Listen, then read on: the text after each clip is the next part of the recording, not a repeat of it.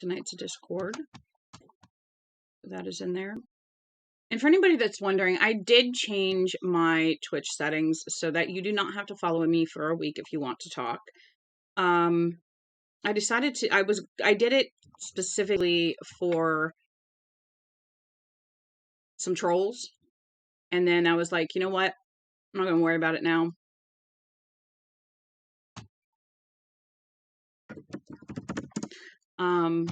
I will deal with them as they come.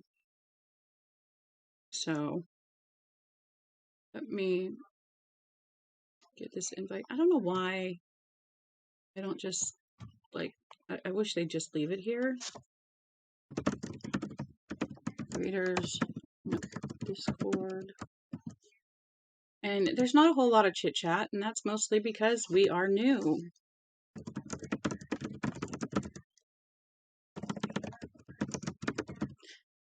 But it's funny. It keeps telling me standing by should be one word. No, it's 2 words. Stand by your man, stand by, Anyway, so what I thought is with this Discord is if you want to talk about any of the books that we have read already, if you want to give suggestions, which I should put a suggestions channel, but it's pretty much like general. But yeah, I should put in a suggestions channel. I didn't think about that. But yeah, I think, my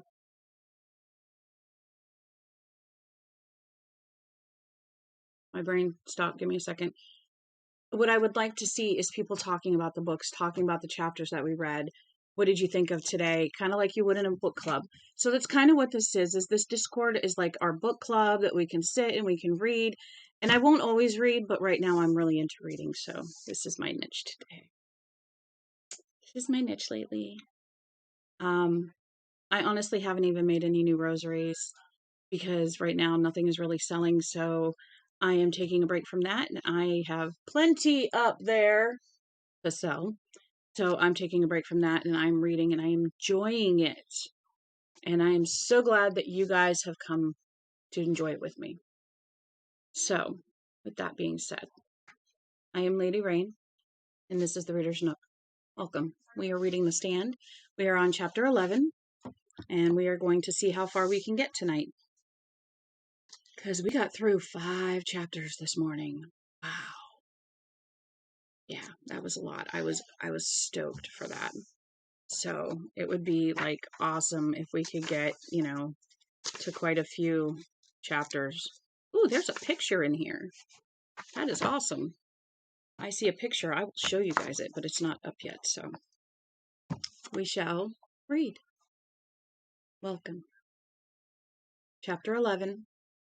Larry found a tired-looking black woman on the lobby level who told him she thought Alice Underwood was up on the 24th floor doing an inventory. He got in an elevator and went up, aware that the other people in the car were stealing cautious glances at his forehead. It's a cut on your head, like... The wound was no longer bleeding, but it had caked over into an unsightly mess. The 24th floor was taken up by the executive offices of a Japanese camera company. Larry walked up and down the halls for almost 20 minutes, looking for his mother and feeling like a horse's ass. There were plenty of Occidental executives, but enough of them were Japanese to make him feel, at 6'2", like a very tall horse's ass. The small men and women with the upslanted eyes looked at his caked forehead and bloody jacket sleeve with unsettling oriental blandness. He finally spotted a door with custodian and housekeeping on it behind a very big fern, a very, very large fern. He tried the knob. The door was unlocked and he peered inside. His mother was in there, dressed in her shapeless gray uniform, support hose, and crepe-soled shoes. Her hair was firmly caught up in a black net, under a black net. Her back was to him. She had a clipboard in one hand and seemed to be counting bottles of spray cleaner on a high shelf. Larry felt a strong and guilty impulse to just turn tail and run. go back to the garage 2 blocks from her apartment building and get the Z. Fuck the 2 months' rent he had just laid down on the space. Just get in and boogie. Boogie where? Anywhere. Bar Harbor, Maine, Tampa, Florida, Salt Lake City. Oh, Bar Harbor, Maine, Tampa, Florida, Salt Lake City, Utah. Any place would be a good place as long as it was comfortably over the horizon from Dewey the Deck and from the soap-smelling little closet. He didn't know if it was the fluorescent lights or the cut on his forehead, but he was getting one fuck of a headache. Ah, quit your whining, you goddamn sissy. Hi, Mom, he said. She started a little, but didn't turn around. So, Larry, you found your way uptown? Sure. He shuffled his feet. I wanted to apologize. I should have called you last night. Yeah, good idea. I stayed with Buddy. We went out stepping, did the town. I figured it was that or something like it. She hooked a small stool over with one foot, climbed up on it, and began to count the bottles of floor wax on the top shelf, touching each one lightly with the tip of her right thumb and forefinger as she went. She had to reach, and when she did, her dress pulled up and he could see beyond the brown tops of her stockings to the waffled white flesh of her upper thighs, and he turned his eyes away, suddenly and aimlessly recalling what had happened to Noah's third son when he looked at his father as the old man lay drunk and naked on his pallet. Poor guy had ended up being a hewer of wood and fetcher of water after that. Him and all his descendants. And that's why we have race riots today, son, praise God. Which seems so stupid. Is that all you came to tell me? She asked, looking around at him for the first time. Well, where I wasn't to apologize, it was crummy of me to forget. Yeah, she said again, but you got your crummy side to you, Larry. Did you think I forgot that? He flushed. Mom, listen. You're bleeding. Some stripper hit you with a loaded G-string? She turned back to the shelves, and after she had counted the whole row of bottles on the top one, she made a notation on her clipboard. Someone has had themselves 2 bottles of floor wax this past week, she remarked. Lucky them. I came to say I was sorry, Larry told her loudly. She didn't jump, but he did, a little. Yeah, you said, Mr.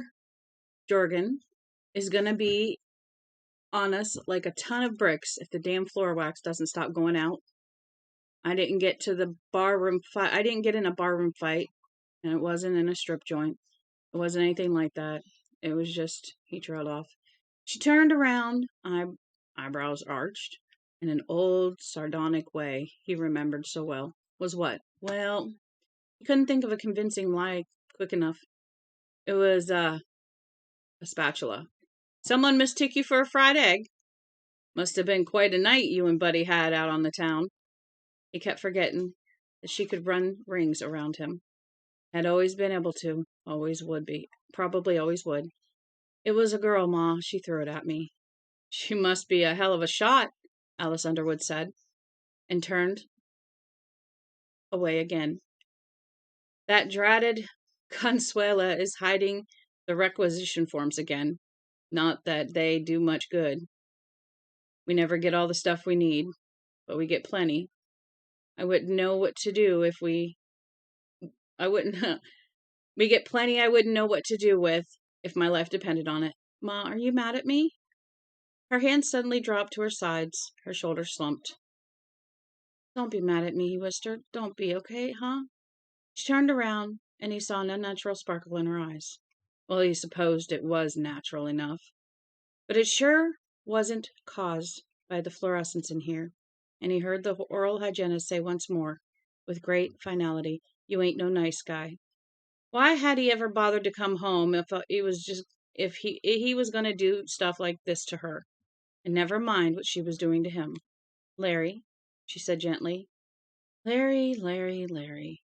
For a moment, he thought she was going to say more.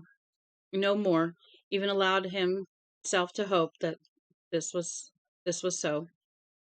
Is that all you can say? Don't be mad at me, please, Ma. Don't be mad.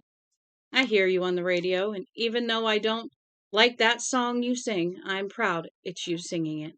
People ask me if that's really my son, and I say yes, that's Larry. I tell them you could always sing, and that's no lie, is it? He shook his head miserably, not trusting himself to speak. I tell them how you pick up Donnie Roberts' guitar when you were in junior high, picked up when you were in junior high, how you were playing better than him in half an hour, even though he had lessons ever since second grade. You got talent, Larry. Nobody ever had to tell me that, least of all you. I guess you knew it too, because it's the only thing I never heard you whine about. Then you went away, and am I beating you about the head and shoulders with that? No. Young men and young women, they go away. That's the nature of the world. Sometimes it stinks, but it's natural. Then you come back. Does somebody have to tell me why that is? No. You come back because, hit record or no hit record, you got in some kind of jam out there on the West Coast. I'm not in any trouble, he said indignantly. Yes, you are. I know the signs. I've been your mother for a long time, and you can't bullshit me, Larry. Trouble is something you have always looked around for when you couldn't just turn your head and see it. Sometimes I think you'd cross the street to step in dog shit. God will forgive me for saying it, because God knows it's true. Am I mad? No. Am I disappointed? Yes. I had hoped you would change out there. You didn't. You went away a little boy in a man's body, and you came back the same way, except the man got his hair processed. You know why I think you came home? He looked at her, wanting to speak, but knowing the only thing he would be able to say, if he would make them both mad. Don't cry, Ma, huh? Or if he did, would make them both mad. Don't cry, Ma, huh? I think you came home because you couldn't think where else to go. You didn't know who else would take you in. I never said a mean word about you to anyone else, Larry, not even my own sister. But since you've pushed me to it, I'll tell you exactly what I think of you. I think you're a taker. You've always been one. It's like God left some part of you out when he built you inside of me. You're not bad. That's not what I mean. Some of the places we have to live after your father died.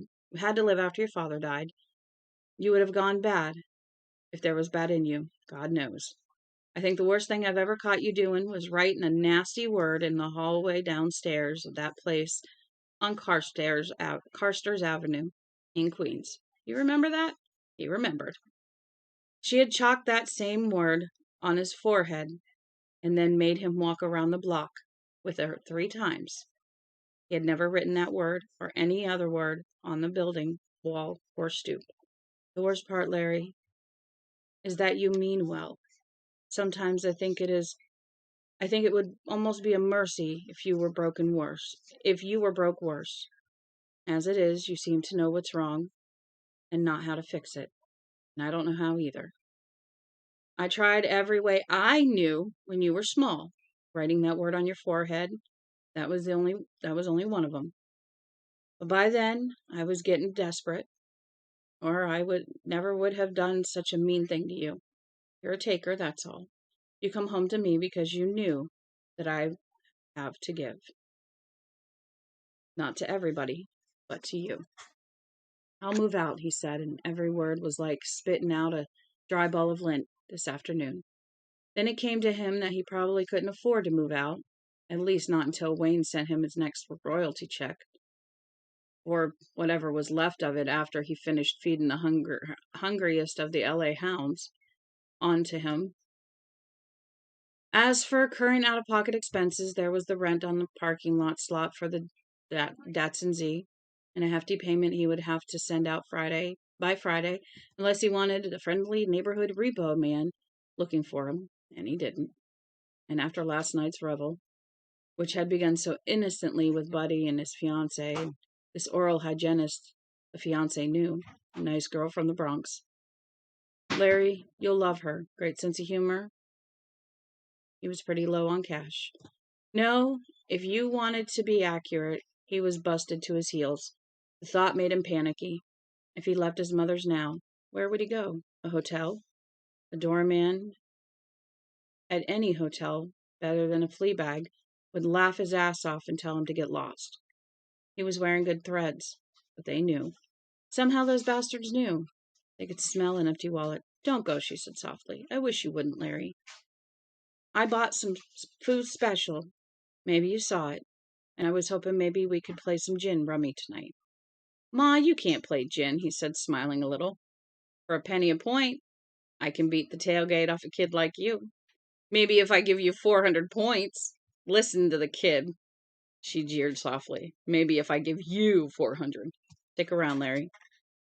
What do you say? All right, he said. For the first time that day, he felt good, really good. A small voice inside whispered he was taken again. Same old Larry, riding for free. But he refused to listen. This was his mother, after all, and she had asked him. It was true that she had said some pretty hard things on the way to Askin, but Askin was Askin, true or false. Tell you what, I'll pay for our tickets to the game on July 4th. I'll just peel it off the top of whatever I skin you out for tonight. You couldn't skin a tomato, she said amiably, then turned back to the shelves. Hi. There's a man down the hall. Why don't you go wash the blood off your forehead? Oh, there's a men's down the hall. Then take $10 out of my purse and go to a movie. There's some good movie houses over on 3rd Avenue still, just out of those scum pits around 49th and Broadway. I'll be giving money to you before long, Larry said. Record's number 18 on the Billboard chart this week. I checked it in Sam Goody's coming over here. Oh, I checked it in Sam Goody's. Must be a magazine or something coming over here. That's wonderful. If you're so loaded, why don't you buy a copy instead of just looking? Suddenly there was some kind of blockage in his throat. He harumphed, and it didn't go away. Well, never mind, she said. My tongue's like a horse with a bad temper. Once it starts running, it just has to go on running until it's tired out. You know that. Take 15, Larry. Call it a loan. I guess I will get it back, one way or the other. You will, he said. He came over to her, tugged at the hem of her dress like a little boy. She looked down. He stood on tiptoe and kissed her cheek. I love you, Ma. She looked startled, not at the kiss, but either at what he had said or the tone in which he had said it. Why, I know that, Larry, she said. And what you said about being in trouble, I am, a little, but it's not.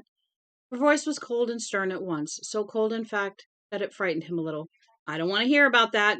Okay, he said. Listen, Ma, what's the best theater around here? The Lux Twin, he said. But I don't know what's playing there. It doesn't matter. You know what I think? There's 3 things you can get every place in America, but you can only get them good. But you can only get them good in New York City. Yeah, Mr. New York Times critic. What are those? Movies, baseball, and hot dogs from Nettix. She laughed. You ain't stupid, Larry. You never were. So he went down to the men's room. He washed the blood off his forehead and went back and kissed his mother again and got $15 from her scuffed black purse and went to the movies at the Lux and watched an insane, malignant, revenant named Freddy Krueger suck a number of teenagers into a quicksand of their own dreams, where all but one of them, the heroine, died. Nightmare on Elm Street. Freddy Krueger also appeared to die at the end, but it was hard to tell, and since the movie had a Roman numeral after its name, it seemed to be well attended. Larry thought the man with the razors on the tips of his fingers would be back, so maybe Nightmare 2. Without knowing that the persistent sound of the row behind him signaled the end of all that, there would be no more sequels, and in a very short time, there would be no more movies at all. In the row behind Larry, a man was coughing. There was a grandfather clock standing at the far corner. Chapter 12. There was a grandfather clock standing at the far corner of the parlor. Franny Goldsmith had been listening to its measured ticks and talks all her life. It summed up the room, which she had never liked and, on days like today, actively hated. Her favorite room in the place was her father's workshop. It was in the shed that connected house and barn. You got there through a small door, which was barely 5 feet high, and nearly hidden behind the old kitchen wood stove. The door was good to begin with, small and almost hidden. It was deliciously like the sort of door one encountered in fairy tales and fantasies. When she grew older and taller, she had to duck through it, just as her father did. Her mother never went out into the workshop unless she absolutely had to. It was an Alice in Wonderland door for her, and for a while her pretend game, secret even from her father. And was that one day when she opened it, she would not find Peter Goldsmith's workshop at all. Instead, she would find an underground passageway leading somewhere from Wonderland to Hobbiton, a low but somehow cozy tunnel with rounded earthen sides and an earthen ceiling interlaced with the sturdy roots that would give her head a little bump if you knocked it against any of them. Give your head, I mean. A tunnel that smelled not of wet soil and damp and nasty bugs and worms, but one which smelled of cinnamon and baked apple pies. One which ended somewhere up ahead in the pantry of Bag End, where Bilbo Baggins was celebrating his 11th first birthday party. Well, that cozy tunnel never turned out to be there, but to Franny Goldsmith, who had grown up in this house. The workshop, sometimes called the tool shop by her father, and that dirty place where your dad goes to drink beer by her mother, had been enough. Strange tools and odd gadgets, a huge chest with 1,000 drawers, each of the 1,000 crammed full, nails, screws, bits, sandpaper of 3 kinds, rough, rougher, and roughest, planes, levels, and all the other things she had no name for then, and still had no name for now. Still had no name for. It was dark in the workshop except for the cobwebby 40-watt bulb that hung down by its cord, and a bright circle of light from the tensor lamp that was always focused where her father was working. There were the smells of dust and oil and pipe smoke, and it seemed to her now that there should be a rule. Every father must smoke. Pipe, cigar, cigarette, marijuana, hash, lettuce leaves, something. Because the smell of smoke seemed an integral part of her own childhood. Hand me that wrench, Franny. No, the little one. What did you do at school today? She did? Well, why would Ruthie Sears want to push you down? Yes, it was nasty, very nasty scrape. But it goes good with the color of your dress, don't you think? Now, if you could only find Ruthie Sears and get her to push you down again and scrape the other leg, then you'd have a pair. Hand me the big screwdriver, would you? No, the one with the yellow handle. Franny Goldsmith, you come out of that nasty place right now and change your school clothes. Right now! You'll be filthy! The mom. Ha! Sounds like my grandmother. Don't you go near that dog. That dog will eat you. That dog never bit me a day in my life. Long story short, my grandpa had a Doberman. Never once growled. Never once got mean. Loved that dog. Even now, at 21, she could duck through the doorway and stand between his work table and the big old Ben Franklin stove that gave out such stuporous heat in the wintertime, and catch some of what it had felt like to be such a small Franny Goldsmith growing up in this house. It was an illusory feeling, almost always intermingled with sadness for her barely remembered brother Fred, whose own growing up had been so rudely and finally interrupted. She could stand and smell the oil that was rubbed into everything, the must, the faint odor of her father's pipe. She could rarely remember what it had been like to be so small, so strangely small. But out there she sometimes could, and it was a glad way to feel. But the parlor now, parlor. If the workshop was the goodness of childhood, symbolized by the phantom smell of her father's pipe, he sometimes puffed smoke gently into her ear when she had an earache. Always after extracting a surprise that she couldn't tell Carla, who would have had a fit. In the parlor was everything in childhood you wished you could forget. Speak when spoken to. Easier to break it than to fix it. Go right upstairs this minute and change your clothes. Don't you know that isn't suitable? Don't you ever think, Franny? Franny, don't pick out your clothes. Someone will think you have fleas. What must your Uncle Andrew and Aunt Carleen think? You embarrassed me half to death. The parlor was where you were tongue-tied. The parlor was where you itched and couldn't scratch. The parlor was dictatorial man's boring conversation, relatives pinching cheeks, aches, sneezes that couldn't be sneezed, coughs that couldn't be coughed, and above all, yawns that must not be yawned. At the center of the room, where her mother's spirit dwelt, was the clock. It had been built in 1889 by Carla's grandfather, Tobias Downs, and it had ascended to family heirloom status almost immediately, shifting down through the years, carefully packed and insured for moves from one part of the country to another.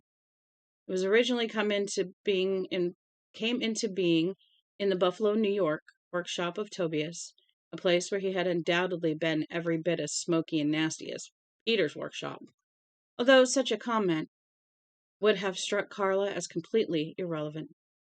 Sometimes shifting from one section of the family to another, when cancer, heart attack, or ancient accident pinched off some branch of the family tree.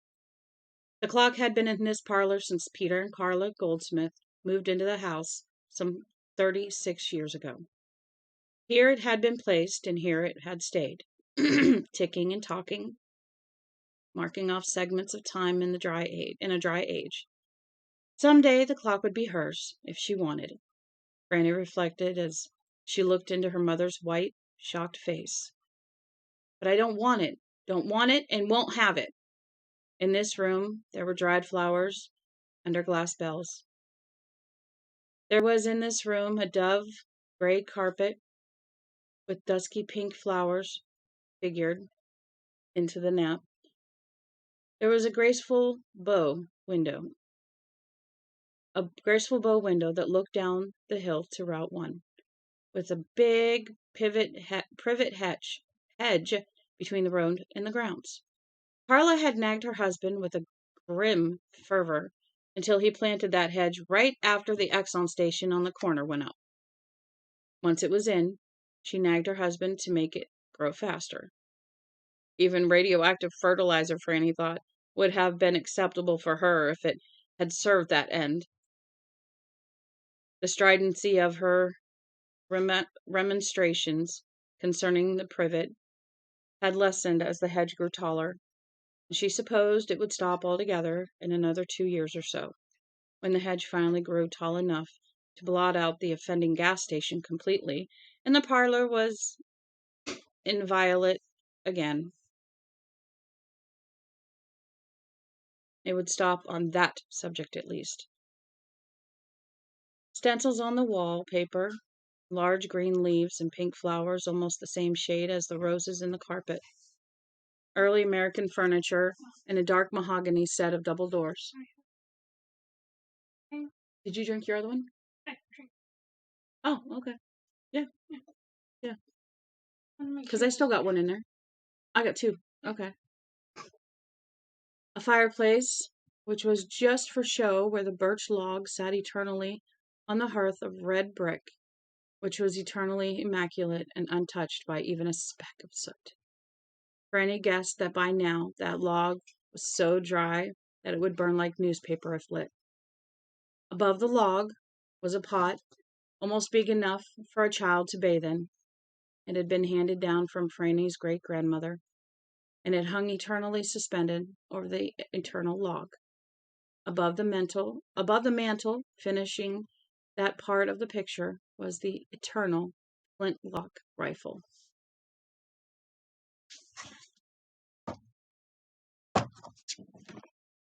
Where did I put it? Belle? Have you seen my phone?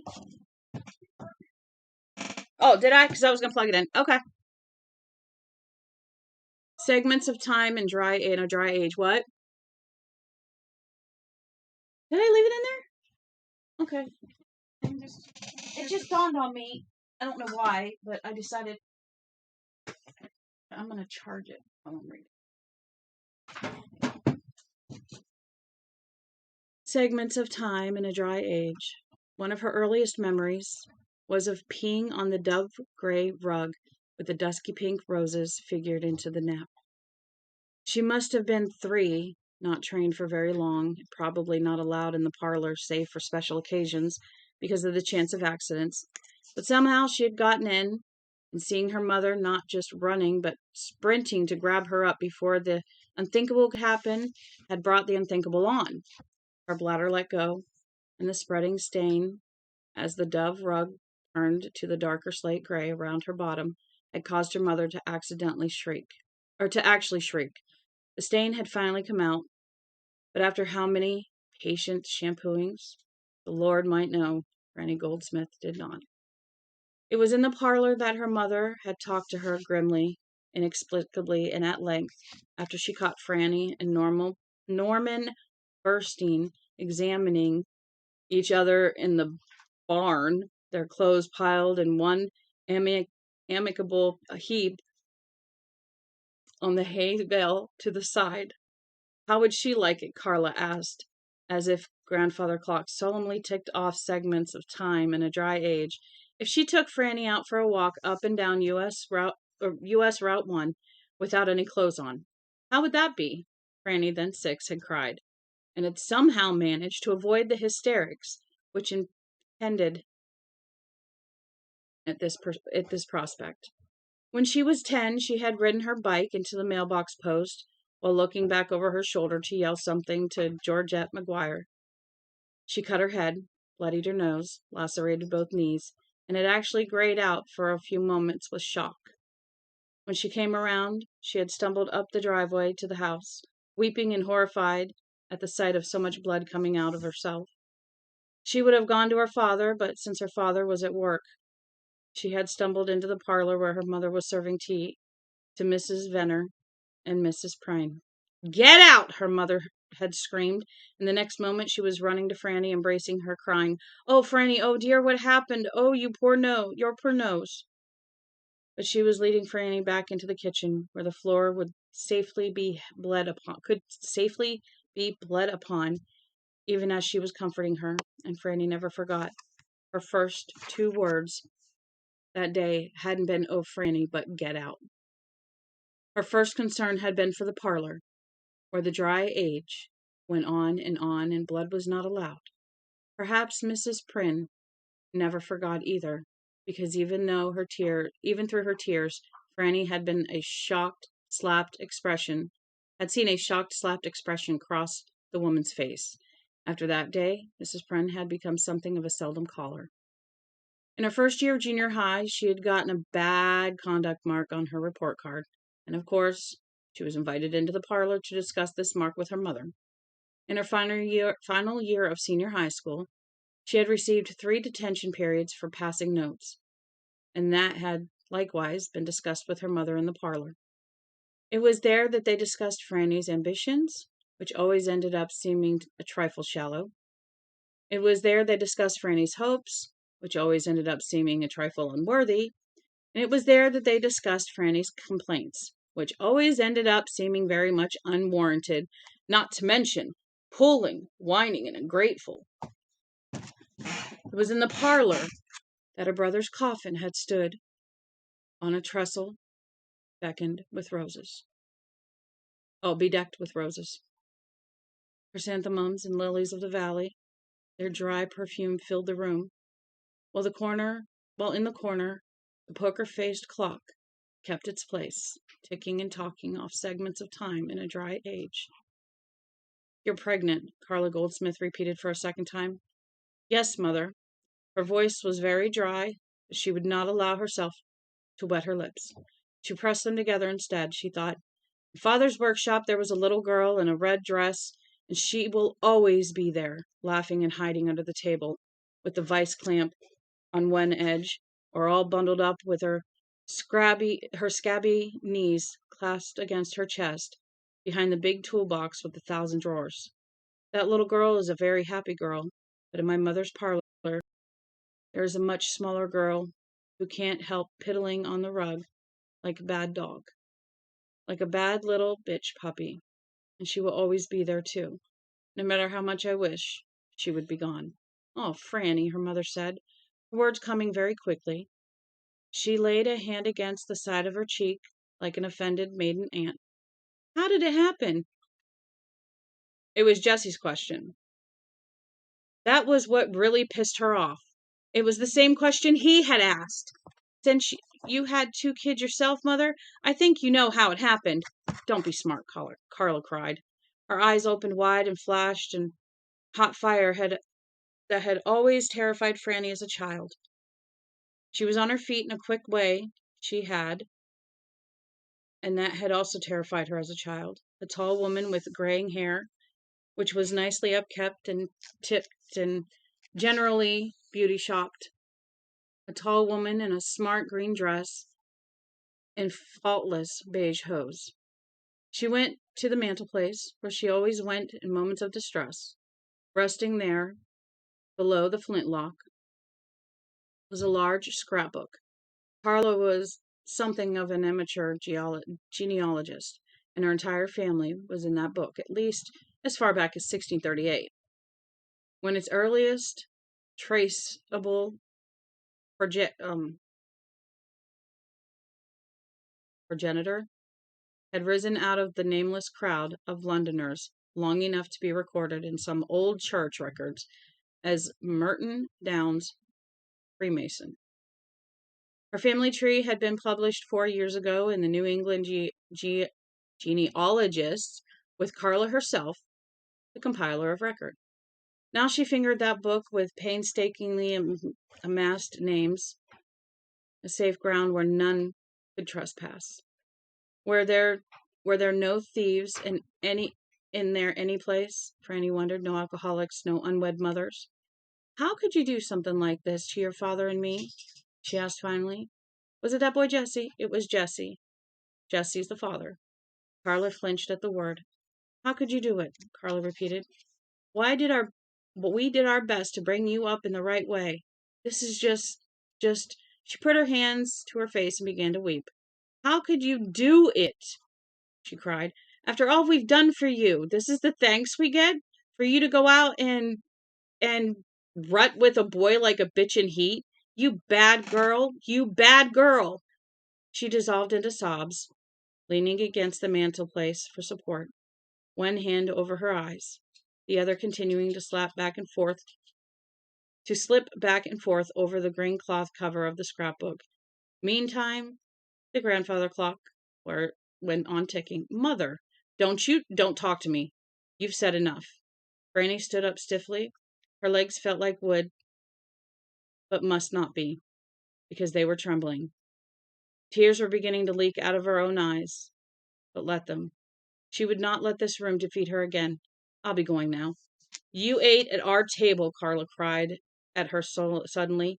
"We loved you and supported you, and this is what we get for it? Bad girl, bad girl." Franny, blinded by tears, stumbled. Her right foot struck her left ankle. She lost her balance and fell down with her hands splayed out. She knocked the side of her head against the coffee table, and one hand sent a vase of flowers pitching onto the rug. It didn't break, but water gurgled out, turning dove gray to slate gray. "Look at that!" Carla screamed, almost in triumph. The tears had put black hollows under her eyes and cut courses through her makeup. She looked haggard and half mad. "Look at that! You've spoiled the rug, your grandmother's rug." Sat on the floor dazedly rubbing her head, still crying, wanting to tell her mother that it was only water, but she was completely unnerved now and not really sure. Was it only water? Was it urine? Which? Again, moving with that spooky quickness, Carla Goldsmith snatched the vase up, brandished it at Franny. What is your next move, miss? Are you planning to stay right here? Are you expecting us to feed you and board you while you sport yourself all around town? That's it, I suppose. Well, no, I won't have it. I will not have it. I don't want to stay here, Franny muttered. Did you think I would? Where are you going to go? With him? I doubt it. Bobby Wrengarden in Dorchester or Deborah Smith in Somersworth, I suppose. Franny slowly gathered herself together and got up. She was still crying, but she was beginning to be mad as well. Not that it's any business of yours. No business of mine, Carla echoed, still holding the vase. Her face was parchment white. No business of mine. What do you do when you're under my roof is no business of mine, you ungrateful little bitch. She slapped Franny and slapped her hard. Franny's head rocked back. She stopped rubbing her head and started rubbing her cheek, looking unbelievably at her mother. This is the thanks we get for seeing you into a nice school, Carla said, showing her teeth in a merciless and frightful grin. Now you'll never finish. After you marry him, I'm not going to marry him, and I'm not going to quit school. Carla's eyes widened. She stared at Franny as if Franny had lost her mind. What are you talking about? An abortion? Having an abortion? You want to be a murderer as well as a tramp. I'm going to have the child. I'll have to take the spring semester off, but I can finish next summer. What do you think you're going to finish on? My money? If that's it, you've got a lot more thinking to do. A modern girl like you hardly needs support from her parents, does she? Support I can use, Franny said softly. The money? Well, I'll get by. There's not a bit of shame in you. Not a single thought for anyone but yourself, Carla shouted. My God. What this is going to do to your father and me. But you don't care a bit. It will break your father's heart, and it doesn't feel so broken. Peter Goldsmith's calm voice came from the doorway, and they both swung around. In the doorway he was, but far back in it. The toes of his work boots stopped just short of the place where the parlor carpet took over from the shabbier one in the hallway. Franny realized suddenly that it was the place she had seen him in a great many times before. When had he actually been in the parlor? She couldn't remember. What are you doing here? Carla snapped, suddenly unmindful of her structural damage her husband's heart might have sustained. I thought you were working late this afternoon. I switched off with Harry Masters, Peter said. Franny's already told me, Carla. We are going to be grandparents. Grandparents, she shrieked. An ugly, confused sort of laughter jarred out of her. You leave this to me. She told you first and you kept it from me? All right. It's what I've come to expect of you. And now I'm going to close the door, and the two of us are going to thrash this out. She smiled with glittery bitterness at Franny. Just we girls. She put her hand on the knob of the parlor door and began to swing it closed. Franny watched, still dazed, hardly able to comprehend her mother's sudden gush of fury and vitriol. Peter put his hand out slowly, reluctantly, and stopped the door halfway through its swing. Peter, I want you to leave this to me. I know you do. I have in the past, but not this time, Carla. This is not your province, calmly he replied. It is. Daddy? Carla turned to her, the parchment white of her face now red over her cheekbone. Don't you speak to him, she screamed. He's not the one you're dealing with. I know you could always wheedle him around to any crazy idea you had or sweet talk him into taking your side no matter what you did. But he is not the one you're dealing with today, miss. Stop it, Carla. Get out. I'm not in. You can see that. Don't you make fun of me. Get out of my parlor. And with that, she began to push the door, lowering her head and getting her shoulders into it until she looked like some strange bull, both human and female. He held her back easily at first, then with some effort. At last the cords stood out on his neck, although she was a woman and 70 pounds lighter than he. Franny wanted to scream at them to stop it, to tell her father to go away so the two of them wouldn't have to look at Carla like this, at the sudden and irrational bitterness that had always seemed to threaten, but which had now swept her up. But her mouth was frozen, its hinges seemingly rusted shut.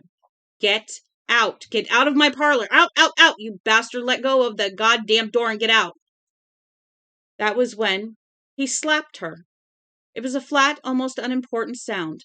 The grandfather clock did not fly into outraged dust at the sound, but went on ticking just as it had ever since it was set going. The furniture did not groan, but Carla's raging words were cut off, as if amputated with a scalpel.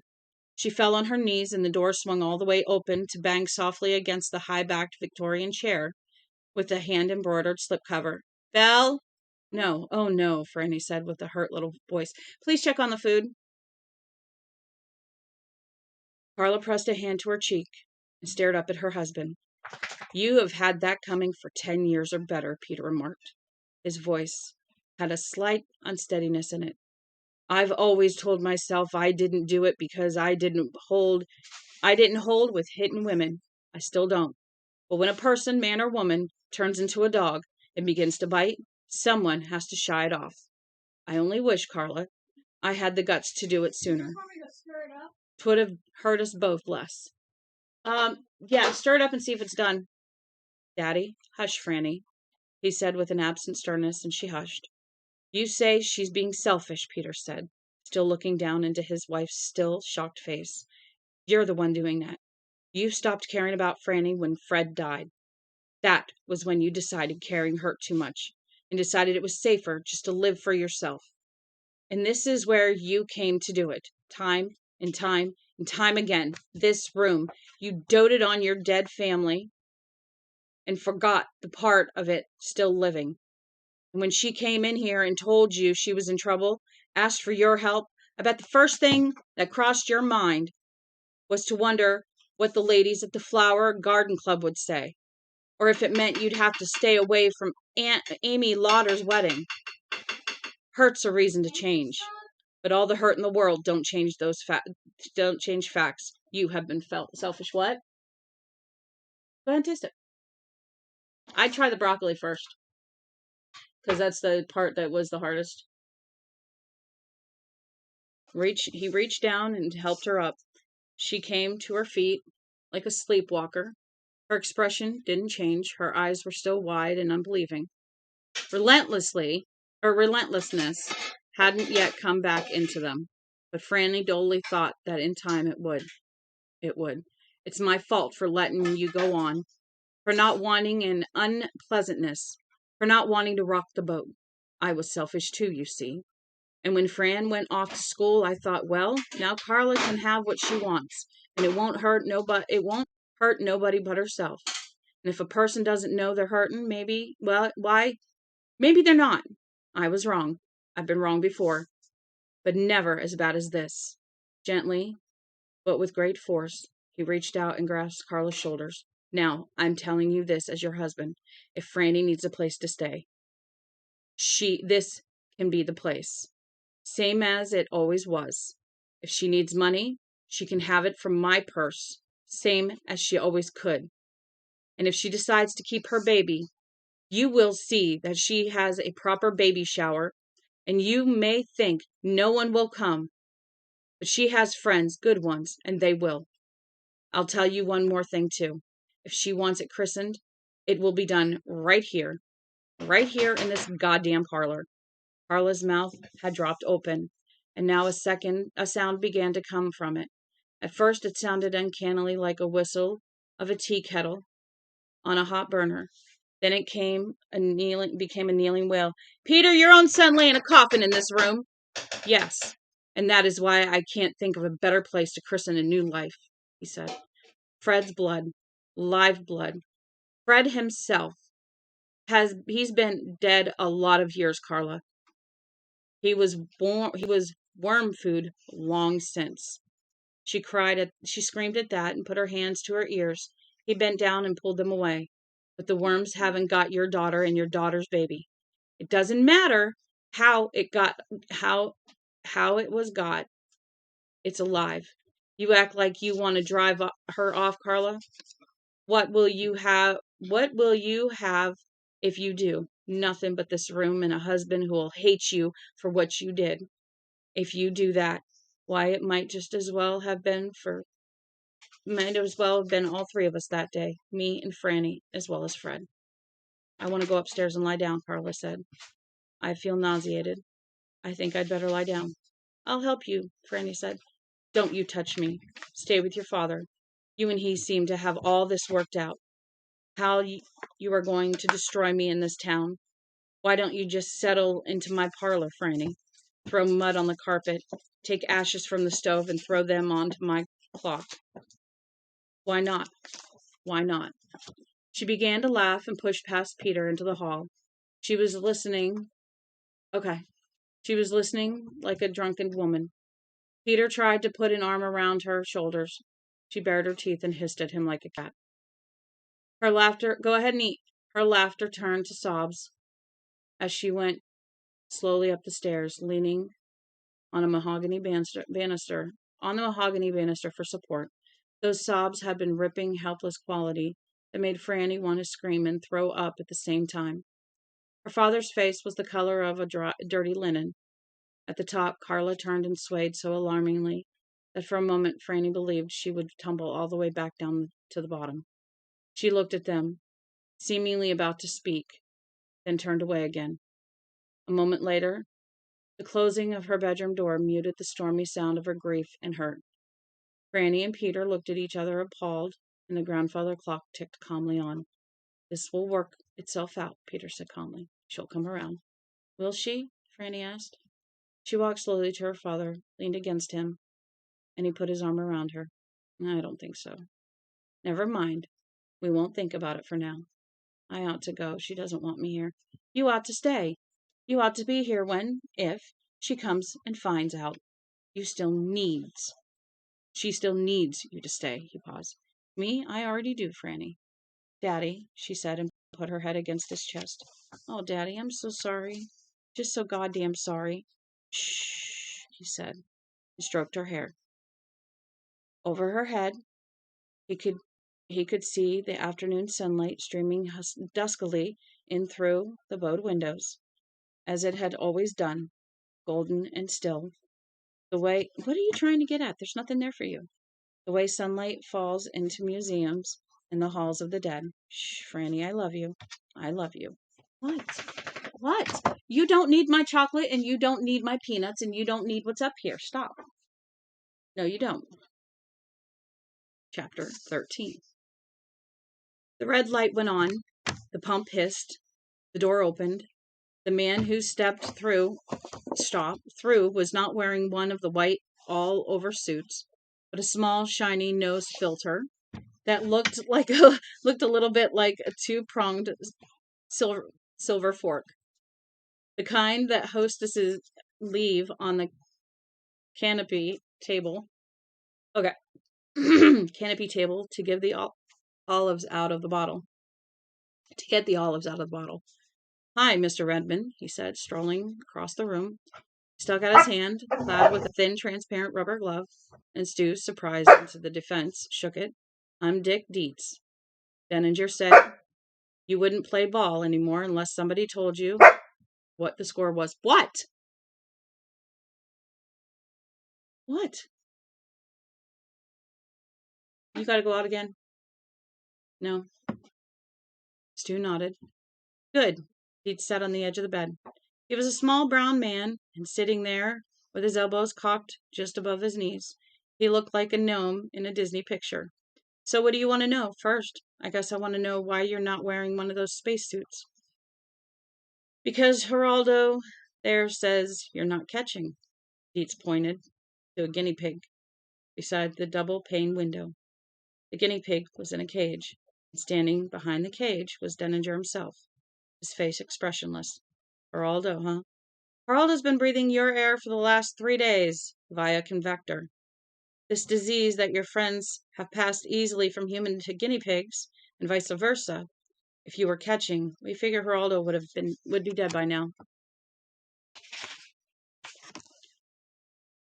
But you're not taking any chances, Stu said dryly, and cocked a thumb at the nose filter. That, Dietz said, with a cynical smile, is not in my contract. What have I got?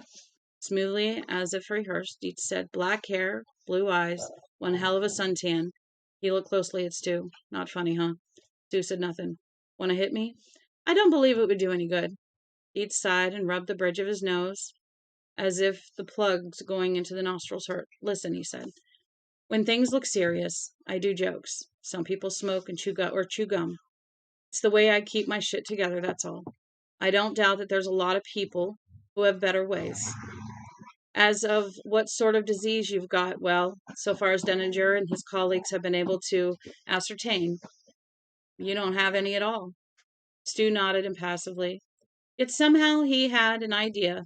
This little gnome of a man had seen past his poker face, to his sudden and deep relief. What have the others got? I'm sorry, that's classified. How did that fellow Campion get it? That's classified too. My guess is that he was in the army, and there was an accident someplace, like what happened to those sheep in Utah 30 years ago, only a lot worse. Mr. Redmond, I could go to jail for telling you were hot or cold. Stu rubbed his hand thoughtfully over his new scrub of beard. You should be glad we're not telling you more than we are, Dietz said. You know that, don't you? So I have to serve my country better, Stu said dryly. No, that's strictly Denninger's thing, Dietz said. In the scheme of things, both Denninger and I are little men, but Denninger is even littler than I am. He's a servo motor, nothing more. There's a more pragmatic reason for you to be glad. You're classified too, you know. You've disappeared from the face of the earth. If you knew enough, the big guys might decide that the safest thing would be for you to disappear forever. Stu said nothing. He was stunned. But I didn't come in here to threaten you. We want your cooperation very badly, Mr. Redmond. We need it. Where are the other people I came in here with? Dietz brought a paper out of his inner pocket. Vic Palfrey, deceased. Norman Brewitt, Robert Brewitt, deceased. Thomas Wanamaker, deceased. Ralph Hodges, Bert Hodges, Cheryl Hodges, deceased. Christian Ortega, deceased. Anthony Leominster, deceased. The names reeled in Stu's head. Chris the bartender. He'd always kept a sawed-off, lead-loaded Louisville slugger under the bar. And the trucker who thought Chris was just kidding about using it was apt to get a big surprise. Tony Leominster, who drove the big International with the Cobra CB under the dash, sometimes hung around Hap Station, but hadn't been there the night Campion took out the pumps. Vic Pelfroy, Christ, he had known Vic his whole life. How could Vic be dead? But the thing that hit him the hardest was the Hodges family. All of them? He heard himself ask. Ralph's whole family. Denninger turned the paper over. No, there's a little girl, Ava, 4 years old. She's alive. Well, how is she? I'm sorry, that's classified. Rage struck him with all the unexpectedness of a sweet surprise. He was up, and then he had hold of Dietz's lapels, and he was shaking him back and forth. From the corner of his eye, he saw startled movement behind the double-paned glass. Dimly, muffled by distance and soundproof walls, he heard a hooter go off. What did you people do? He shouted. What did you do? What in Christ's name did you do? Mr. Redmond, huh? What the fuck did you people do? The door hissed open. 3 large men in olive drab uniforms stepped in. They were all wearing nose filters. Dietz looked over at them and snapped, Get the hell out of here. The 3 men looked uncertain. Our orders, get out of here, and that's an order. They retreated. Dietz sat calmly on the bed. His lapels were rumpled, and his hair had tumbled over his forehead. And that was all. He was looking at Stu calmly, even compassionately. For a wild moment, Stu considered ripping his nose filter out, and then he remembered Geraldo. What a stupid name for a guinea pig. Dull despair struck him like cold water. He sat down. Christ in a sidecar, he muttered. Listen to me, Dietz said. I'm not responsible for you being here. Neither is Denninger or the nurses who come in to take your blood pressure. If there was a responsible party, it was Campion. And you don't lay it on him. And you can't lay it on him either. He ran, but under the circumstances, you or I might have run too. It was a technical slip-up that allowed him to run. The situation exists. We are trying to cope with it, all of us. But that doesn't make us responsible. Then who is? Nobody, Dietz said and smiled. On this on this one, the responsibility spreads in so many directions that it's invisible. It was an accident. It could have happened in any number of other ways. Some accidents, Stu said, his voice nearly a whisper. What about the others? Hap and Hank Carmichael and Leela Brewitt and their little boy Luke? Monty Sullivan, classified, Dietz said. Going to shake me some more? If it will make you feel better, shake away. Stu said nothing, but the way he was looking at Dietz made Dietz suddenly look down and begin to fiddle with the creases of his pants. They're alive, he said. But you may see them in time. And you may see them in time. What about Arnett? Quarantined? Who's dead there? Nobody. You're lying. Sorry you think so. When do I get out of here? I don't know. Classified? Stu asked bitterly. No, just unknown. You don't seem to have this disease. We want to know why you don't have it.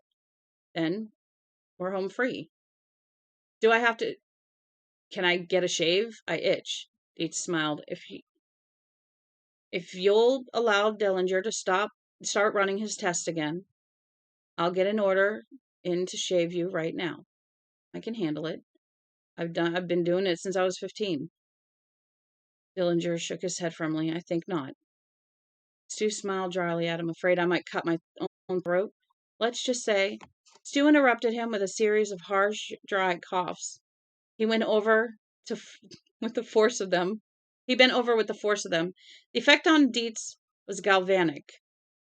He was up off the bed like a shot and across the airlock with his feet seeming not to touch the floor at all. Then he was fumbling in his pocket for the square key and ramming it into the slot. Don't bother, Stu said mildly. I was faking. Dietz turned to him slowly. Now his face had changed. His lips were thin with anger, his eyes staring. You were what? Faking, Stu said. His smile broadened. Dietz took 2 uncertain steps towards him, his fist opened and closed again. But why? Why would you want to do something like that? Sorry, Stu said, smiling. That's classified. You shit son of a bitch, Dietz said with soft wonder. Go on. Go on out and tell them they can do their tests. He slept better that night than he had since they had brought him here. And he had an extremely vivid dream. He had always dreamed a great deal. His wife had complained about him thrashing and muttering in his sleep, but he had never had a dream like this. He was standing on a country road at the precise place where the black hot top gave up to bone-white dirt. A blazing summer sun shone down. On both sides of the road there was green corn, and it stretched away endlessly. There was a sign, but it was dusty and he couldn't read it. There was the sound of crows, harsh and far away. Closer by, someone was playing an acoustic guitar, finger-picking it. Vic Pelfrey had been a picker, and it was a fine sound. This is where I ought to go to, Stu thought dimly. Yeah, this is the place, all right. What was the tune? Beautiful Zion. The fields of my father's home, sweet by and by. Some hymn he remembered from his childhood, something he associated with full immersion and picnic lunches. But he couldn't remember which one. Then the music stopped. A cloud came over the sun. He began to be afraid. He began to feel that there was something terrible, something worse than plague, fire, or earthquake. Something was in the corn, and it was watching him. Something dark was in the corn. He looked and saw 2 burning red eyes back in the shadows, far back in the corn. Those eyes filled him with a paralyzed, hopeless horror. that the hen feels for the weasel. Him, he thought. The man with no face. Oh dear God, no. Then the dream was fading, and he awoke with feelings of disquiet, dislocation, and relief. He went to the bathroom, then to his window. He looked out to the moon at the moon. He went back to bed, but it was an hour before he got back to sleep. All that corn, he thought sleepily, must have been Iowa, Nebraska, maybe northern Kansas, but he had never been in any of those places in his life.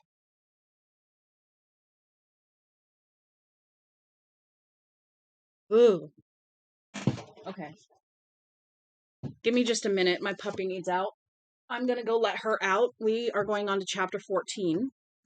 Um, so give me just a minute here. I'm going to take them out. And then we're going to see if we can get up to... I got 45 minutes left, so give me like 4 or 5 minutes real quick. Get yourself a drink. Get yourself something to snack on, food, smoke, chew, whatever you're going to do. Give me 5 minutes, and I will be right back. I'm going to go sit with the dogs for a few minutes. And she looks at me every time I go out. She'll go out and she'll come in and she'll peek in the door as if to say, hey, Mom, you coming? Her mom's right there, but she looks at me. Go figure. Anyway, give me 4 minutes. I will be right back. Okay? And then we'll continue reading. Come on, guys. Wait.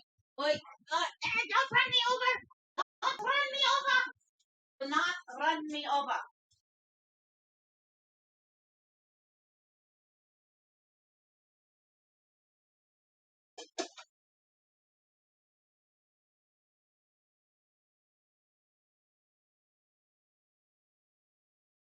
Oh my God.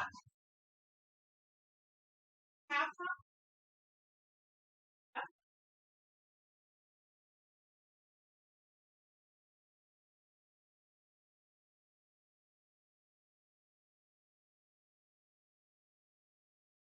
Hey, watch your head. Wait. Oh my God.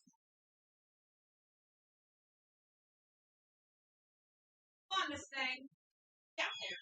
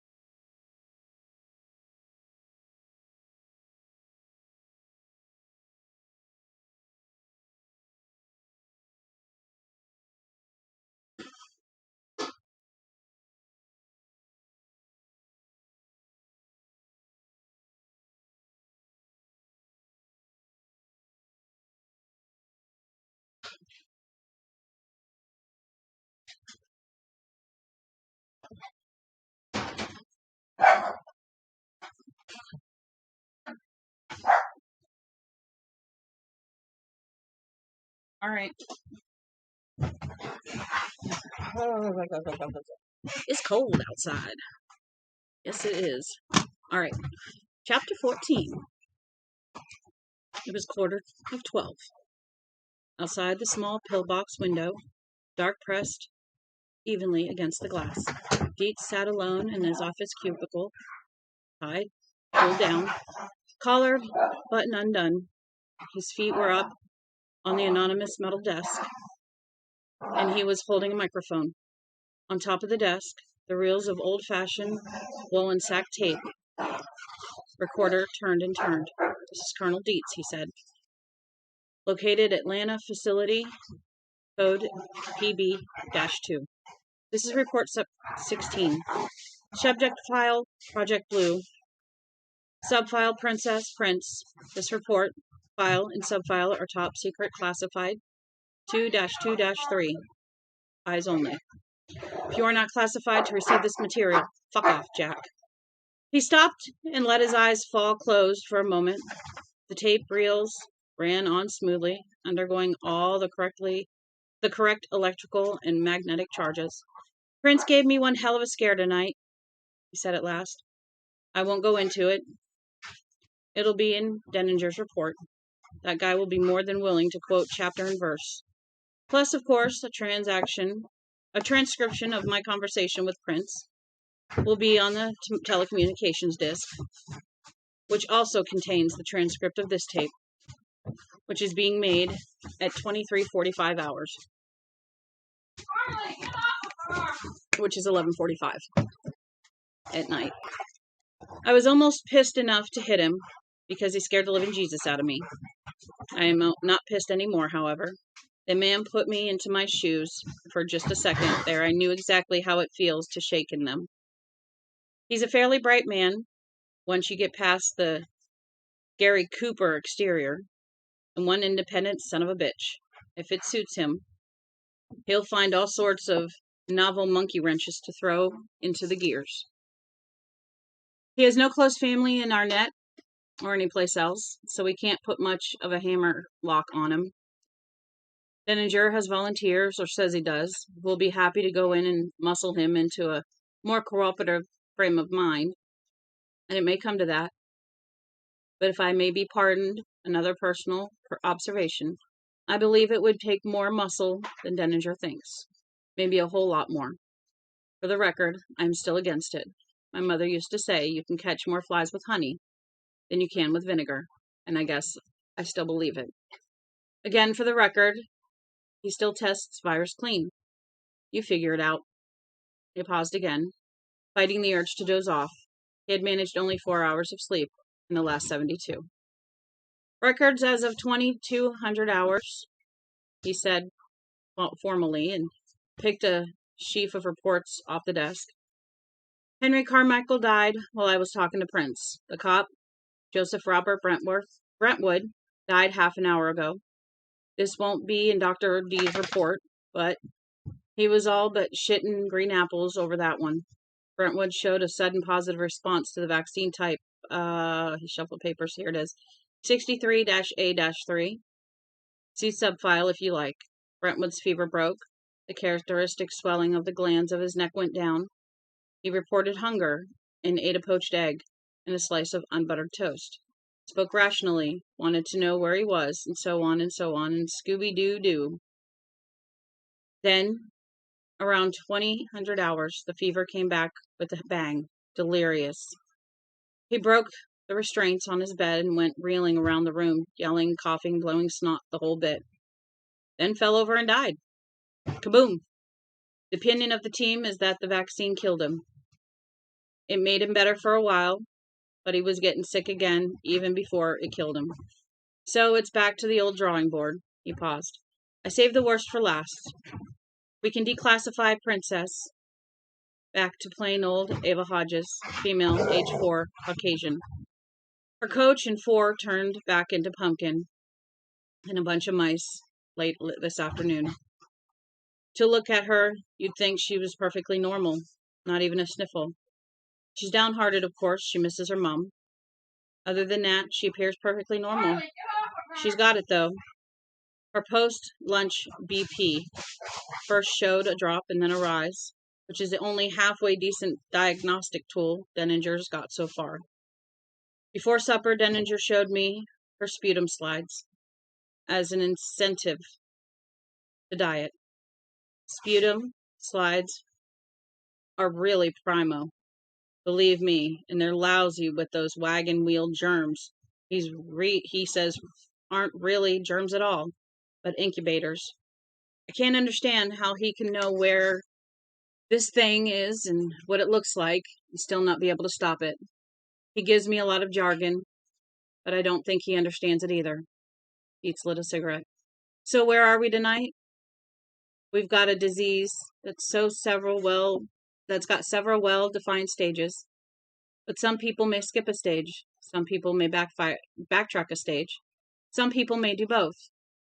Some people stay in one stage for a relatively long time, and others zoom through all four as if it were a rocket sled. One of our two clean subjects is no longer clean. The other is a 32-year-old redneck who seems to be as healthy as I am. Denninger has done about 30 million tests on him and has succeeded in isolating only 4 abnormalities. Redmond appears to have great many moles on his body. He has a slight hypertensive condition, too slight to medicate right now. He develops a mild tic under his left eye when he's under stress. And Denninger says he dreams a great deal, more than average, almost all night, every night. They got that from the EEG series they ran before he went on strike. And that's it. I can't make anything out of it.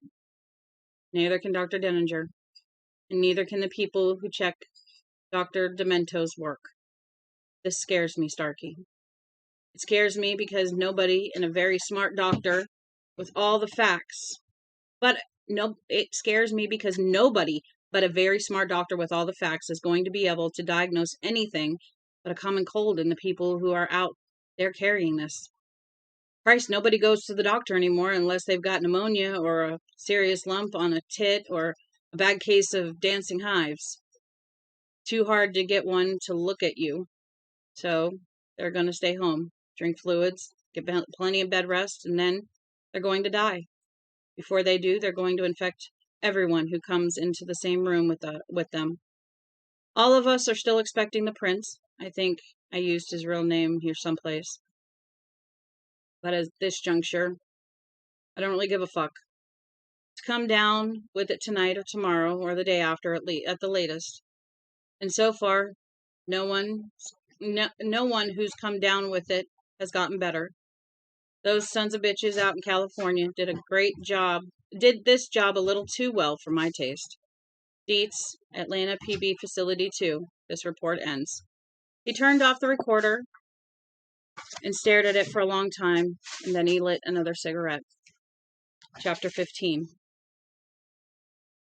It was 2 minutes to midnight.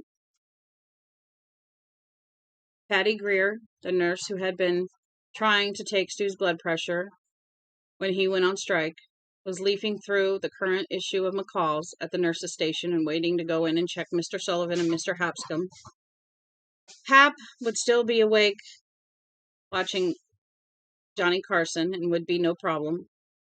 He liked to josh her about how hard it would be to pinch her bottom through her white all-over suit.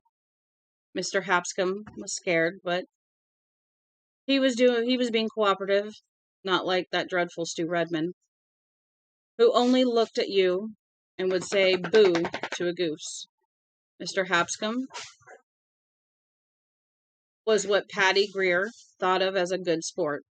As far as she was concerned, all patients could be divided into 2 categories, good sports and old poops.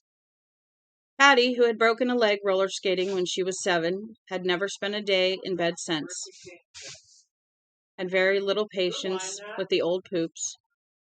You were either really sick and being a good sport, or you were a hypochondriac old poop making trouble for the poor working girl. Mr. Sullivan would be asleep, and he would wake up ugly. It wasn't her fault that she had to wake him up, and she would think Mr. Sullivan would understand that. He should just be grateful that he's getting the best care the government could provide, and all free at that. And she would just tell him, and eat now if you want. I'm waiting for your dad.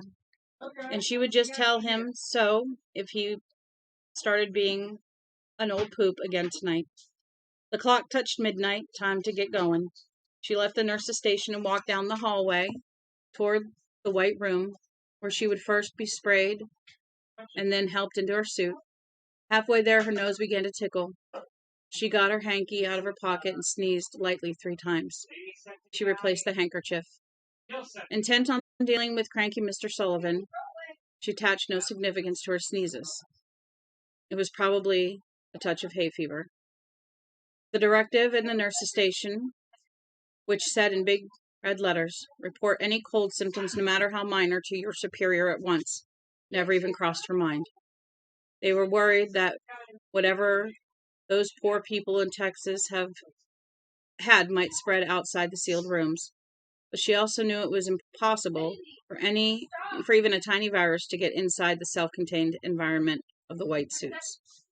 Nonetheless, on her way down to the white room, she infected an orderly, a doctor who was just getting ready to leave, and another nurse on her way to her midnight rounds.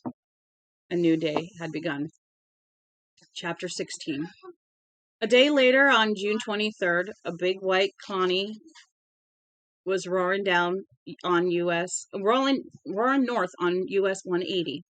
In another part of the country, it was doing somewhere between 90 and 100.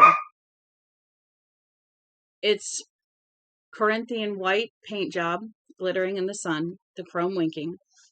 The opera windows in the rear also gave back the sun, paleographing it viciously.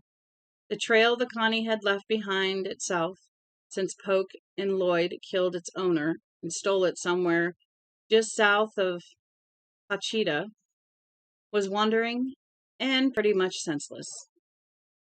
Up 81 to US 80, the turnpike, until Polk and Lloyd began to feel nervous. They had killed 6 people in the last 6 days, including the owner of the Continental, his wife, and his smarmy daughter. But it was not the 6 murders that made them feel antsy about being on the interstate. It was the dope and the guns. 5 grams of hash, a little tin snuff box filled with God knew how much coke, and 16 pounds of marijuana. Also 2 .38s, 3 .45s, and a 357 mag that Polk called the pokerizer. Wool. 6 shotguns, 2 of them sawed-off pumps, and a Schmeisser submachine gun. Murder with the rifle was a trifle beyond their intellectual reach, but they both understood the trouble they were going to be in if the Arizona State Police picked them up in a stolen car full of blow and shooting irons. On top of everything else, they were interstate fugitives. Had been ever since they crossed the Nevada border. Interstate fugitives. Lloyd Henried liked the sound of that. Gangbusters. Take that, you dirty rat. Have a lead sandwich, you lousy copper. So they had turned north at Deming, now on 180, had gone through Hurley and Bayard and slightly larger town of Silver City, where Lloyd had bought a bag of burgers and 8 milkshakes. Why in the name of Christ had he bought 8 of the motherfuckers? They would soon be pissin' chocolate, grinning at the waitress in an empty yet hilarious way that made her nervous for hours afterward. I believe the man would just as soon killed me as look at me, she told her boss that afternoon. Past Silver City and roaring through Cliff, the road now bending west again, just the direction they didn't want to go. Through Buckhorn, and then they were back in the country God forgot. 2-lane blacktop running through sag bush and sand, buttes and mesas in the background. All that same old, made you want to just rear back and puke at it. We're getting low on gas, Poke said. Wouldn't be if you didn't drive so fucking fast, Lloyd said. He took a sip of his third milkshake, gagged on it, powered down the window, and threw it out all the leftover crap, including the 3 milkshakes neither of them had touched. Whoop, whoop, Poke cried. He began to goose the gas pedal. The Connie lurched forward, dropped back, lurched forward. Ride 'em, cowboy, Lloyd yelled. Whoop, whoop. You want to smoke? Smoke 'em if you got 'em, Poke said. Whoop, whoop. There was a large green hefty bag on the floor between Lloyd's feet. It had 16 pounds of marijuana. He reached in, got a handful, and began to roll a bomber joint. Whoop, whoop, the Connie cruised back and forth over the white line. Cut that shit, Lloyd shouted. I'm spilling it everywhere. Plenty more where that came from. Whoop! Come on. We gotta deal this stuff, man. We gotta deal this stuff or we're gonna get caught and wind up in somebody's trunk. Okay, sport. Poke began to... I don't know what the heck did they put underneath my desk. I will find out later. Actually, I'm gonna find out now. It's a bolt of some sort. Oy. Okay, sport. Poke began to drive smoothly again, but his expression was sulky. It was your idea, your fucking idea. You thought it was a good idea. Yeah, but I didn't know we'd end up driving all over fucking Arizona. How we ever gonna get to New York this way? We're throwing off pursuit, man, Lloyd said. In his mind, he saw police garage doors opening and thousands of 1940s car radios issuing forth into the night, spotlights crawling over brick walls. Come on out, Canarsie. We know you're in there.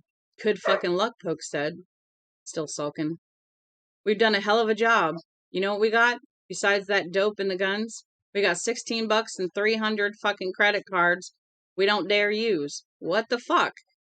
We don't even have enough gas to fill this we don't even have enough cash to fill this hog's gas tank. God will provide, Lloyd said, and spit sealed the bomber. He lit it with the Connie's dashboard lighter. Yes, they had dashboard lighters. That's what the holes are where you put your USB thing. Happy fucking days. And if you want to sell it, what are we doing smoking it? Poke went on, not much mollified by the thought of God providing. So we sell a few short ounces. Come on, Poke, have a smoke. Ace never failed to break Poke up. He brayed laughter and took the joint. Between them, standing on its wire stalk, was the Smizer. Fully loaded, the Connie blazed on up the road, its gas gauge standing at an eighth. Poke and Lloyd had met a year before in the Brownsville Minimum Security Station, a Nevada work farm. Brownsville was 90 acres of irrigated farmland and a prison compound of Coinset huts, about 60 miles north of Tonopah and 80 northeast of Gabs. It was a mean place to do short time. Although Brownsville Station was supposed to be a farm, nothing much grew there. Carrots and lettuce. Got one taste of that blaring sun, chuckled weakly, and died. Legumes and weeds would grow, and the state legislature was fanatically dedicated to the idea that someday soybeans would grow. But the kindest thing that could be said about Brownsville, Brownville's ostensible purpose was that the desert was taking a Christless long time to bloom. The warden, who preferred to be called the boss, prided himself on being a hard ass, and he hired one man he considered to be a fellow hard ass. And he was fond of telling the new fish, Brownsville was mostly minimum security because when it came to escape, it was like the song said, no place to run to, baby, no place to hide. Some gave it a shot anyway, and most were brought back in 2 or 3 days, sunburned, glare-blind, and eager to sell the boss their shriveled raisin souls for a drink of water. Some of them cackled madly, and one young man who was out for 3 days claimed he saw a large castle some miles south of Gab's. A castle with a moat. A castle with a moat, really? The moat, he said, was guarded by trolls riding big black horses. Some months later, when a Colorado revival preacher did a show at Brownsville, the same young man got Jesus in a big way. Andrew Polk Freeman, in for simple assault, was released on April of '89. He had occupied the bed next to Lloyd Henry and had told him that if Lloyd was interested in a big score, he knew about something interesting in Vegas. Lloyd was willing. Lloyd was released. The Stand. Lloyd was released on June 1st. Green Mile for some reason. Lloyd was released on June 1st. His crime, committed in Reno, had been attempted rape. The lady was a showgirl on her way home, and she had shot a load of tear gas into Lloyd's eyes. He felt lucky to get only 2 to 4, less time served. Less time off for good behavior. At Brownsville, it was just too fucking hot to misbehave. They call that a punishment?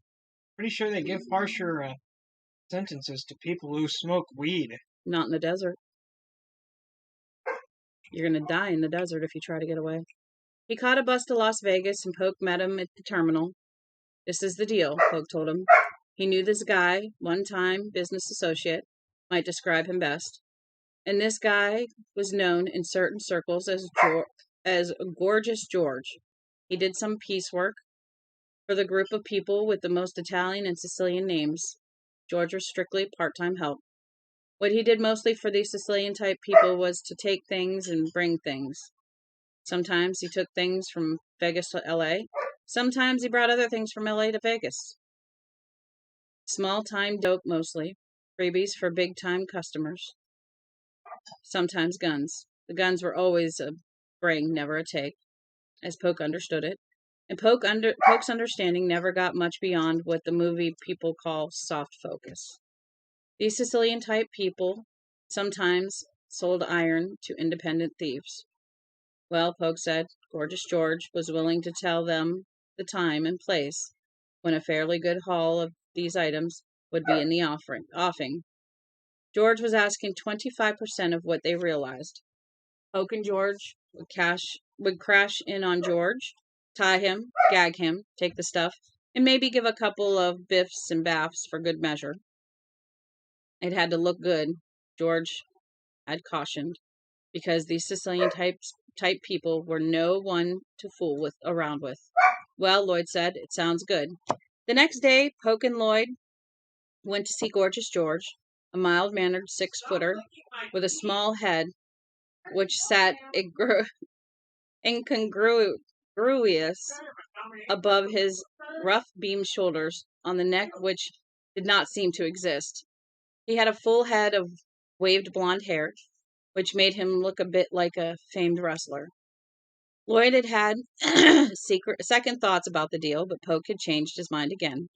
Polk was good at that. George had told them to come around to his house the following Friday evening around 6. Wear masks, for God's sakes, he said. And you bloody my nose and black my eye, too. Jesus, I wish I'd never gotten into this. The big night came, and Polk and Lloyd took the bus to the corner of Georgia Street and put on ski masks at the foot of his walk. The door was locked, but as George had promised, not too tightly locked. There was a rumpus room downstairs, and there was George standing in front of the hefty bag full of pot. The ping-pong table was loaded down with guns. George was scared. Jesus, oh Jesus, I wish I'd never gotten into this, he kept saying as Lloyd tied his feet with clothes rope and Polk bound his hands with Scotch brand filament tape. Then Lloyd biffed George in the nose, bloodying it, and Polk baffed him in the eye, blacking it as per request. Geez, George cried, did you have to do it so hard? You were the one who wanted to make it look good. Make sure it looked good, Lloyd pointed out. Polk plastered a piece of adhesive tape across George's mouth. The two of them had begun to gather up the swag. You know something, old buddy? Polk said, pausing. Nope, Lloyd said, giggling nervously. Not a thing. I wonder if old George there can keep a secret. For Lloyd, this was a brand new consideration. He stared thoughtfully at Gorgeous George for a long, hard minute. George's eyes bugged back at him in sudden terror. Then Lloyd said, Sure, it's his ass too. But he sounded as uneasy as he felt. When certain seeds were planted, they nearly always grew. Polk smiled. Oh, he could just say, Hey guys, I've met this old friend and his buddy. We shot the shit for a while, had a few beers, and what do you think? The sons of bitches came over to the house and took me off. Sure hope you catch 'em. Let me tell you what they look like. George was shaking his head wildly, his eyes capital O's of terror. What? I'm here for about 10 seconds. You're getting seconds, but make sure you leave some for Daddy. No, that's not the question I was asking. It was, do you think this would taste good with Parmesan? Maybe, but also salt and pepper. The guns were by then in a heavy canvas laundry sack they had found in the downstairs bathroom. Now Lloyd hefted the bag nervously and said, Well, what do you think we ought to do? I think we ought to pokerize 'em, old buddy. Polk said regretfully. One thing we can do. Only thing we can do. Lloyd said, That seems awfully hard. After he put us onto this. Hard old world, buddy. Yeah, Lloyd sighed, and they walked over to George. George said, shaking his head mildly. I know, Polk soothed at him. Bitch, ain't it? I'm sorry, George. No shit. It ain't a bit personal. Want you to remember that. Catch on his head, Lloyd. That was easier said than done. Gorgeous George was whipping his head wildly from side to side. He was sitting in the corner of his rumpus room, and the walls were cinder block, and he kept rapping his head against them. Didn't even seem to feel it. Catch him, Oak said serenely, and ripped another piece of tape from the roll. Lloyd at last got him by the hair and managed to hold him still long enough for Polk to slap the second tape of adhesive neatly across George's nose, thereby sealing off all his tubes. George went purely crazy. He rolled out of the corner, belly whooped, and then lay there, humping the floor and making muffled sounds which Lloyd supposed were supposed to be screams. Poor old fellow. It went on for almost 5 minutes before George was completely still. He bucked and scrabbled and thumped. What? No, like I said, just can you make sure your dad has some? Belle, is there going to be enough for your dad? Okay. His face got as red as the sides of his old dad's barn. The last thing he did was to lift both legs 8 or 10 inches straight up off the floor and bring them down with a crash. It reminded Lloyd of something he had seen in a Bugs Bunny cartoon or something, and he chuckled a little. You're welcome, and feeling a bit cheered up. Up until then, it had been sort of gruesome to see. Polk squatted beside George and felt for his pulse. Well, Lloyd said. Nothing ticking but his watch, old buddy, Polk said. Speaking of which, he lifted George's meaty arm and looked at his wrist. Nah, just a Timex. I was thinking it might be a Casio, something like that. He let George's arm drop. George's car keys were in the on his front pants pocket, and in the upstairs cupboard they found a skimpy peanut butter jar half full with dimes, and they took those too. There were $20.60 in dimes. That's a lot of dimes. George's car was a wheezy old Mustang with 4 on the floor and lousy shocks and tires that were bald as... Oh, shit. We can make those now. You want to make them or you want me to? Huh? I'll be right back. Let's see if we need to spray the pan, and then we'll put them on a cookie sheet.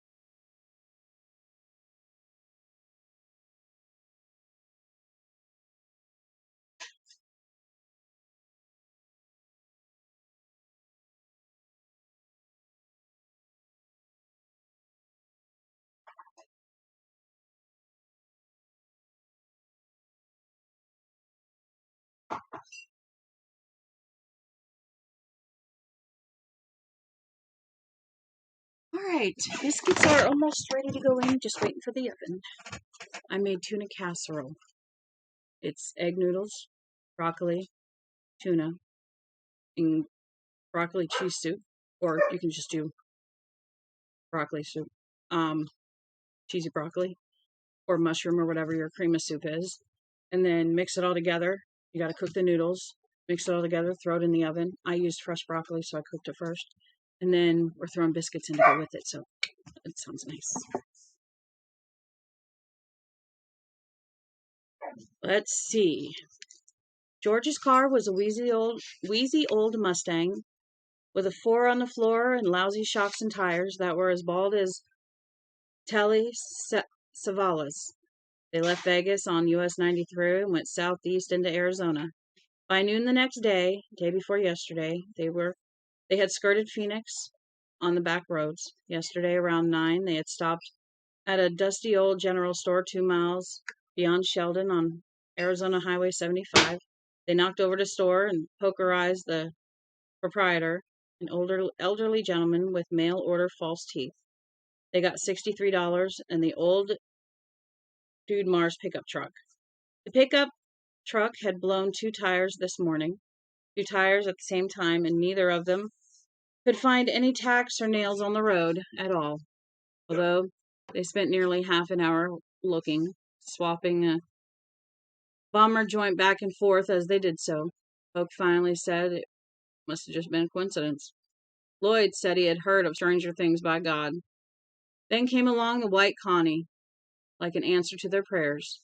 They had crossed the state line from Arizona into New Mexico earlier on, although neither of them knew it, and so they had become meat for the FBI. Connie's driver had pulled over, leaned out, and said, "Need any help?" "Sure do," Polk had said. Pokerized the guy right on the spot. Got him dead bang between the eyes with a .357 mag. Poor sucker probably never even knew what had hit him. "Why don't you turn here?" Lloyd said, pointing at the junction coming up. He was pleasantly stoned. "Sure could," Polk said cheerfully. He let the Connie's speed drop from 80 to 60, drifted into the left, right wheels barely leaving the ground, and then a piece of road was unrolling in front of them. A new piece of road. Route 78 due west. And so, not knowing they had ever left it, or that they were now the proprietors of what the newspapers were calling a tri-state kill spree, they re-entered Arizona. About an hour later, a sign came up on the right, Baruch 6, Burlap. Burlap, Lloyd said foggily.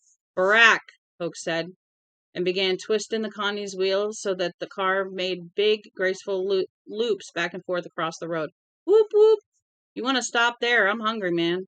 You're always hungry. Fuck you. When I get stoned, I get the munchies. You can munch my 9-inch hog leg. How's that? Whoop, whoop. Seriously, Polk, let's stop. Okay.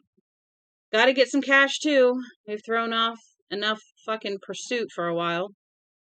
We gotta get some money and shag ass north. This desert shit makes no sense to me. Okay, Lloyd said. He didn't know if it was the dope working on him or what, but all of a sudden he felt paranoid as hell. Even worse than when they had been on the turnpike. Polk was right.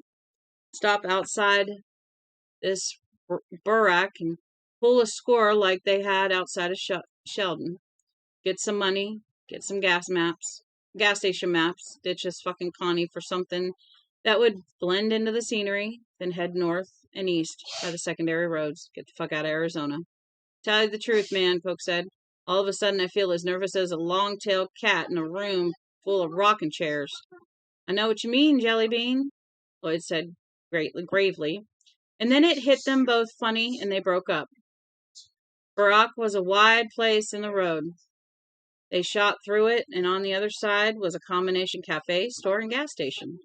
There was an old Ford wagon and a dust-streaked Olds with a horse trailer behind it in the dirt parking lot. The horse stared at them as Polk wheeled the Connie in. This looks like just the ticket, Lloyd said. Polk agreed. He ran into the back for the 357 and checked the loads. You ready? I guess so, Lloyd said, and took hold of the schmizer. They walked across the baked parking lot. The police had known who they were for 4 days now. They had left their fingerprints all over Gorgeous George's house, and in the store where the old man with the mail-order dentures had been pokerized. The old man's pickup had been found within 50 feet of the bodies of the 3 people who belonged with the Continental. And it seemed reasonable to assume that the men who had killed Gorgeous George and the store owner had also killed these 3. If they had been listening to the Connie's radio instead of tape player, they would have known the Arizona and New Mexico police were coordinating the largest manhunt for 40 years. All for a couple of small-time grifters who could not quite comprehend that they might have done to start such a fuss. What they might have done. Boy. The gas was self-serve. The clerk had to turn on the pump. So they went up the stairs and inside. 3 aisles of canned goods went up the room toward the counter. And at the counter, a man in a cowboy clothes was paying for a pack of smokes and a half a dozen Slim Jims.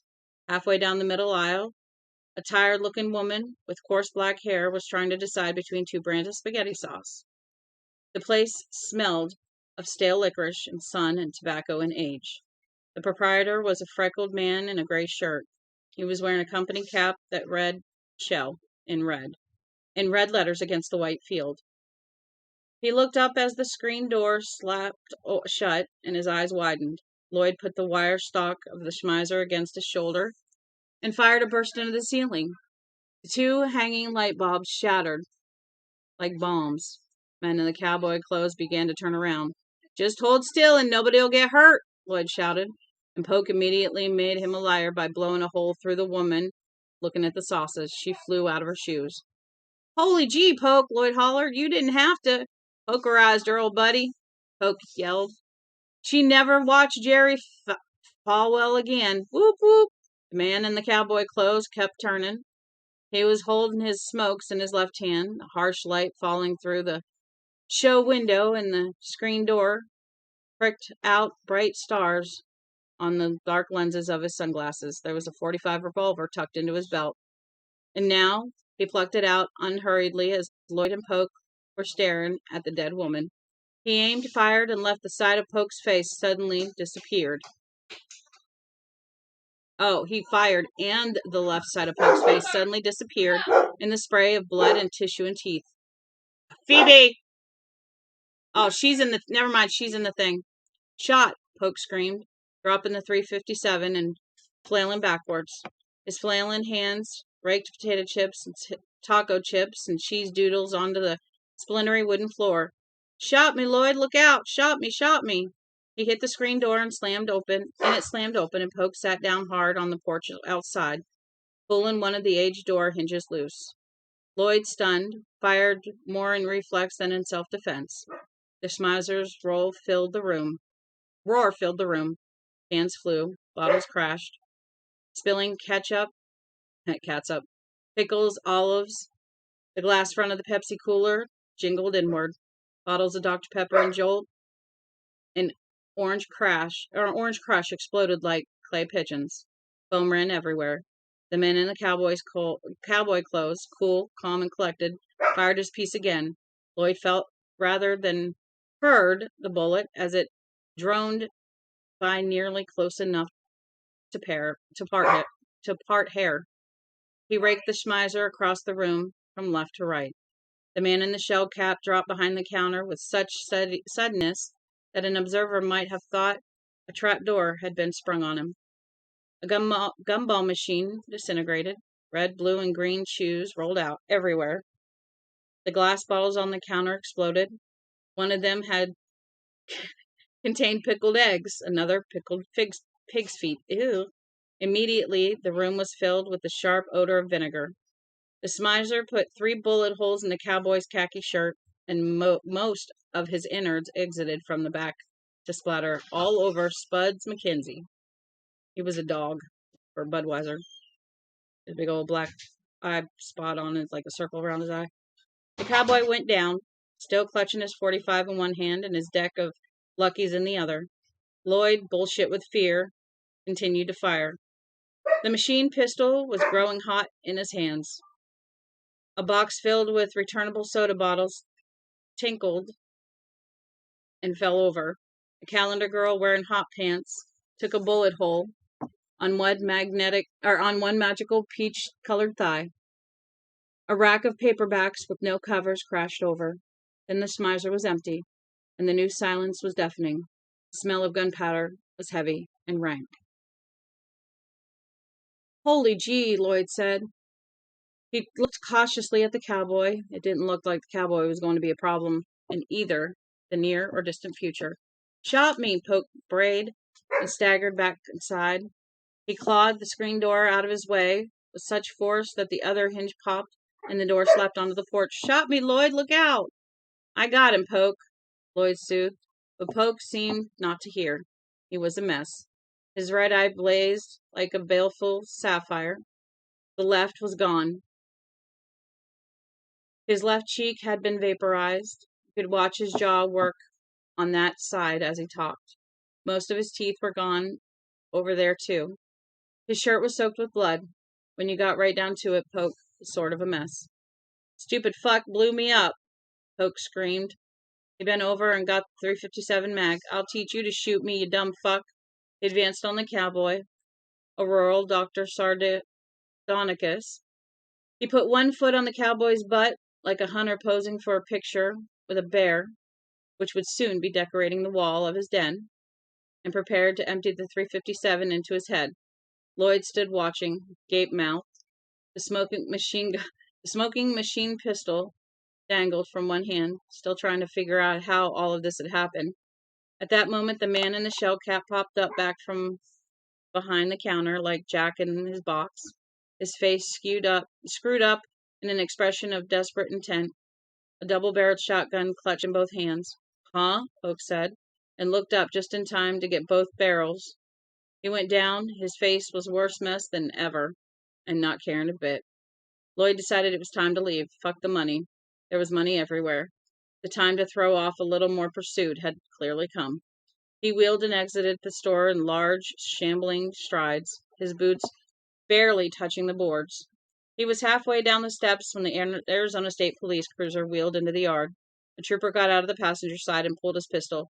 Hold it right there! What's going on in there? 3 people dead. Lloyd cried. Hell of a mess. Guy that did it went out the back. I'm getting the fuck out. He ran to the Connie, had actually slipped behind the wheel, and was just remembering that the keys were in Polk's pocket when the trooper yelled, Halt! Halt or I'll shoot! Lloyd halted. After examining the radical surgery on Polk's face, it didn't take a long time to decide he'd just as soon pass. Holy gee, he said, miserably, as the second trooper laid a big horse pistol upside his head. First one cuffed him. In the back of the cruiser, Sonny Jim. The man in the shell cap had come out onto the porch, still clutching his shotgun. He shot Bill Markson, he yelled in a high, queer voice. T'other one shot Mrs. Storm. Hell of a note. I shot the other one. He deader than a shitbug. Look to shoot this one, too, if and you boys'll stand away. Calm down, Pop, one of the troopers said. Fun's over. I'll shoot him where he stands, the old guy yelled. I'll lay him low. Then he leaned forward like an English butler, making a bow, and threw up on his shoes. You boys get me away from that guy, would you? Lloyd said. I believe he's crazy. You got this coming out of the store, Sonny Jim. The trooper who had thrown back on him in the first place said. The barrel of his pistol looped up and up, watching the sun, and then crashed down on Lloyd Hindred's head, and he never woke up until the evening of the Apache County Jail's infirmary. So, he's now awake in the infirmary, and that is where we are going to leave everybody on 17 for tomorrow. So, we did pretty good tonight. These chapters are actually kind of short. We did 6 chapters. Excuse me, we did 16. We did up to 16, so we'll do 17 tomorrow. I almost messed that up. Anywho, we're going to stop there because my hubby's on his way home, and I am going to eat me some dinner with him because why not? It's nice to have dinner with him. It's a late dinner, but he works late, so that makes sense. But anywho, I'm going to let you guys go. I just wanted to say thank you for being with me. Thank you for listening, even though I mess up a lot. Thank you for being here with me while I read. I appreciate y'all very much. Follow if you'd like. My schedule is up. And I will see you guys tomorrow morning around 11 o'clock, I do hope. If anything comes up, well, if I'm not here by 11:30, that means I had to leave. I do have to go over after I read and help my daughter pack some stuff. So, other than that, we're just going to end it for tonight. So, y'all have a good night. I love y'all. Don't forget that. I appreciate you. Thank you for being here with me and sticking through it. And you guys have a good night. Love you.